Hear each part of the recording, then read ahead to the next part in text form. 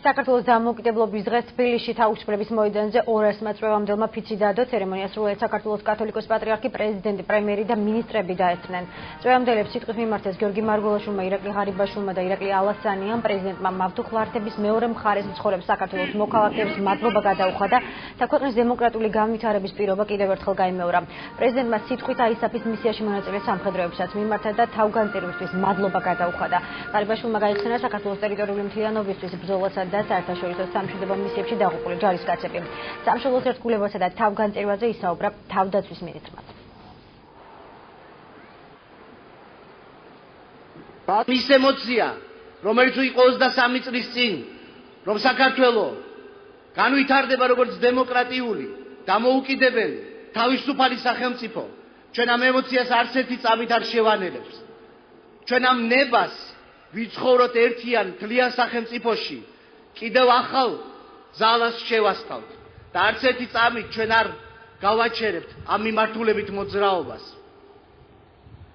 დამოუკიდებლობა ის ქვაკუთხედია, რომელზეც ქვეყნის სახელმწიფოებრიობა შენდება და ის რაც ჩვენ ერთად გავაკეთეთ 23 წლის წინ, დღეს ჯერ კიდევ მყიფეა. დღეს ჯერ კიდევ ჩვენი ტერიტორიები ოკუპირებულია. დღეს ჩვენ მოკლებული ვართ შესაძლებლობას ვიზრუნოთ ჩვენი მოქალაქეების დაცულობის, მათი უფლებათა დაცვის შესახებ, იმიტომ რომ ისინი ჯერ კიდევ არიან მავთუხლართებს მიღმა. ყველა 26 მაისს საქართველოს დამოუკიდებლობის დღეს. ეს არის ერთ-ერთი ყველაზე დიდი თარიღი ჩვენი ქვეყნის ისტორიაში. ეს არის დღე, რომელმაც 96 წლის წინ თავისუფლება მოუტანა ჩვენს ქვეყანას. დღევანდელი დღე განსაკუთრებულად მინდა მიულოცო ჩვენ წვევამდელებს. დღეს თქვენ საზეიმო დებთ ქვეყნისა და ხალხის წინაშე. დღეს თქვენ სამშობლო ჯარისკაცები ხდებით. დღეიდან თქვენ სამშობლო სადარაჯოზე ხალხისა და ქვეყნის სამსახურში დგებით. ერქვა საქართველოს ჯარისკაცი, ეს არის უდიდესი პატივი და უდიდესი პასუხისმგებლობა. მე მჯერა რომ თქვენ წარმატებით შეასრულებთ ჯარისკაცის რთულ საპატიო მისიას და პირნათად მოიხდით ვალს ჩვენი სამშობლოს წინაშე. მებრძოლის სული, ღმერთისა და სამშობლოს სიყვარული, ეს არის ის, რაც ჩვენს ქართულ გენშია და ეს არის ის, რაც ყველაზე მეტად ჭირდება ჯარისკაცს.